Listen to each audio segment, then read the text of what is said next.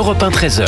Jusqu'à 14h, vous écoutez Céline Géraud et il est l'heure de décrypter l'actualité avec vos deux invités. Céline, aujourd'hui deux journalistes, Charlotte Dornelas du JDD et Vincent Roy. Bonjour à vous deux, bienvenue à bord. Merci. Ravi de vous retrouver pour cette nouvelle séquence, ce nouveau décryptage. Alors on est 3 jours après les élections législatives qui ont donc vu la victoire du nouveau Front Populaire. Les tractations se poursuivent toujours pour tenter de trouver un Premier ministre et bâtir un nouveau gouvernement.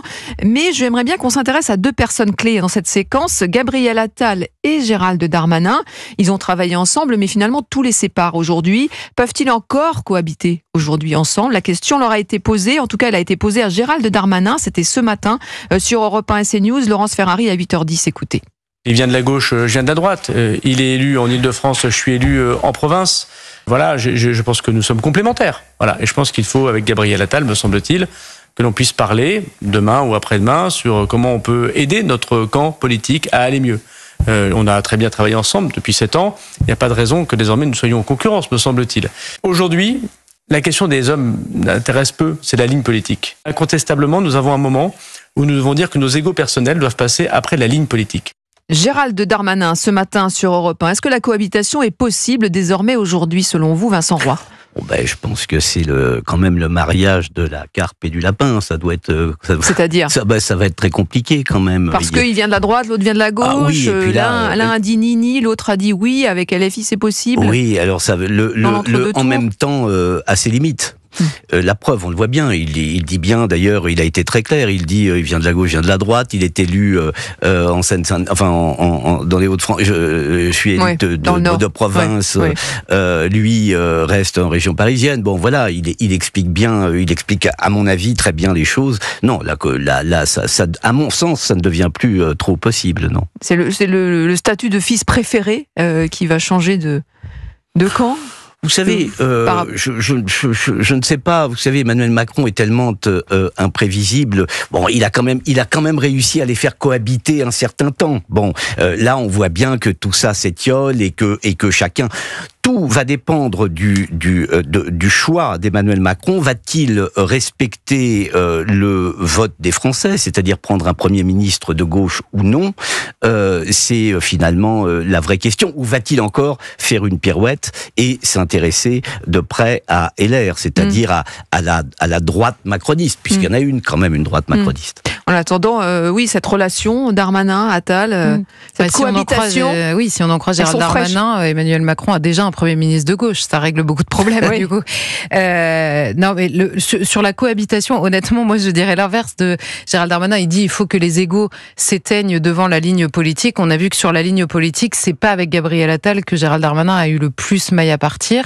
Il y avait des désaccords beaucoup plus forts avec, par exemple, le ministre de la Justice, qui est quand même toujours embêtant entre l'intérieur et la justice, est beaucoup plus difficile. Et qu'il y a probablement une question de place. Évidemment, Gabriel Attal et Gérald Darmanin, je pense, ont des ambitions qui sont relativement similaires. Donc, si on met de côté les personnes, je pense que dans dans les forces politiques telles qu'elles ont été réparties par le vote des Français après cette dissolution, Gérald Darmanin et Gabriel Attal sont pas les personnes les plus difficiles à faire cohabiter sur la ligne politique, encore une fois, tant qu'elle est précise. Après, il y a peut-être aussi des décisions, des paroles qui ont été prises pendant cette campagne éclair entre les 2 tours des législatives, qui, elles, ont un poids un peu nouveau. Vous le disiez, Gabriel Attal explique qu'il n'y a aucun problème pour les désistements, les accords électoraux, puisque c'est comme ça que ça s'appelle, jusque LFI et Gérald Darmanin. Certes, en profite, mais s'appuie là-dessus. Certes, il en a profité chez lui parce que LFI s'est désisté, mais c'était pas de son fait à lui. Il peut le dire comme ça aujourd'hui. Et en tout cas, il a dit pendant la campagne que c'était hors de question de le faire jusqu'à LFI ou de voter éventuellement LFI. Mais aujourd'hui, Gérald Darmanin dit pire, entre guillemets. C'est-à-dire que ce matin, dans son interview, Gérald Darmanin disait il y a dans le nouveau Front Populaire, il parlait plus de la France Insoumise, mais dans le nouveau Front Populaire, une majorité de députés policiers qui sont du côté de ceux qui jettent des boules de pétanque sur la police. Je ne sais plus exactement quelle était l'expression, mais c'est ça. C'est ça qu'il voulait dire. Dans la bouche d'un ministre de l'Intérieur, l'accusation est quand même grave et elle est beaucoup plus large que simplement la France insoumise. Alors, à l'intérieur d'un gouvernement qui serait dirigé par Gabriel Attal, qui lui a appelé de ses voeux une alliance jusqu'avec LFI, là, en effet, il y a peut-être des prises de position plus récentes qui dessinent une fracture entre les deux hommes qui existait moins précédemment, puisque Gabriel Attal, évidemment, son poids politique reposait, sur l'interdiction de la baya à l'éducation nationale, 2, sur la lutte contre les fraudes sociales et fiscales sur le terrain. Bon, là-dessus, Gérald Darmanin, je pense, n'avait pas de problème majeur.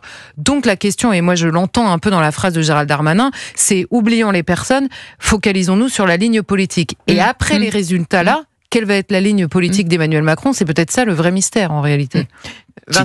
Si tant est qu'il en ait une de ligne politique, parce que Emmanuel Macron, moi je ne lui sens pas une colonne vertébrale politique très affirmée, c'est le moins qu'on puisse dire. Et là, il est un peu en retrait actuellement, on n'en peut pas même du tout. Écoutez, on l'a beaucoup entendu, il faut dire qu'à chaque fois, écoutez, il nous a quand même largement rabattu les oreilles.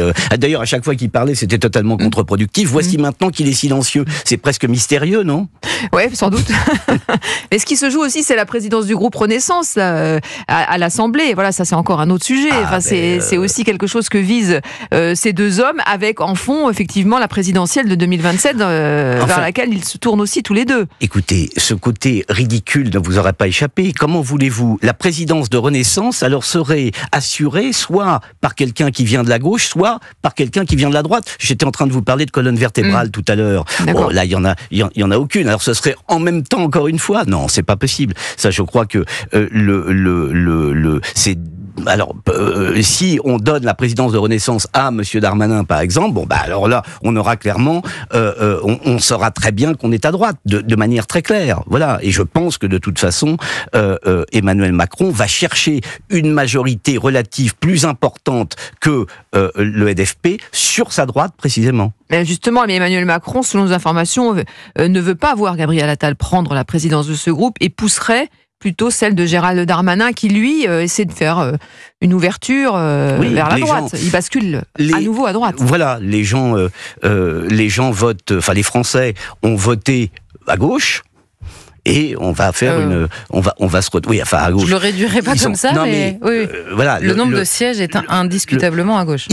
Les Français en nombre de voix ont voté pour le Rassemblement national. Le système électoral a fait que ça ne se traduit, ne se traduit pas en termes de sièges. Mais voilà. Et Emmanuel Macron a sans doute la volonté de gouverner. Alors, selon nos informations, là aussi, il souhaiterait que les élections internes soient organisées le plus tard possible, en espérant finalement une baisse de popularité du Premier ministre Gabriel Attal auprès des députés. Oui, une usure. Il attend que tout cela se suce, s'effiloche. Il joue la montre, de toute façon. Il joue la montre, clairement. D'ailleurs, il l'a dit souvent, je suis le maître des horloges. Alors là, il est en pleine disposition, mais il va quand même falloir qu'il aille vite, parce que cette étape de flottement ne me paraît pas salutaire pour les Français. Oui, puis l'exposition publique de tous les désaccords au sein de la majorité actuellement, et des désaccords qui potentiellement sont profonds, le tout dans une France extrêmement fracturée qui vient d'élire une assemblée qui est elle-même difficile à lire, puisque précisément aucune majorité ne se détache, ça commence à faire beaucoup. Et si il est très joueur quand même, ce président. Après la dissolution, là, ce jeu les joueurs, le problème, c'est qu'il est joueur beaucoup plus avec la France qu'avec sa propre carrière. À la limite, s'il ne jouait que sa vie à lui, sa vie politique, j'entends, pourquoi pas, mais là, il y a une incertitude absolue sur la manière de compter, et c'est pour ça que je reprenais sur les Français ont voté à gauche. Non, c'est pas si simple que ça, et en effet, il y a les voix et la manière de les compter. Peut-être qu'Emmanuel Macron aussi distille des informations ou fait savoir que, parce que lui, c'est très bien la différence entre le nombre de sièges et les aspirations profondes, notamment sur des sujets politiques. Moi, je pense que là, tout le monde gagnerait à s'extraire, non pas seulement des personnes, mais des partis, pour comprendre qu'il y a des majorités d'idées dans le pays. Je ne vous parle pas entre partis, parce que si vous décidez, et ça, c'est le gros problème que va avoir la Macronie par ailleurs, quelle que soit la décision qui est prise pour le gouvernement, c'est que quand vous décidez que vous allez mettre en place une coalition sur des idées, en excluant et la France insoumise et le Rassemblement national, qui ont non seulement rassemblé des voix, mais qui sont des forces motrices de la vie politique aujourd'hui, c'est très compliqué derrière de se poser en chantre de la vertu démocratique quand même.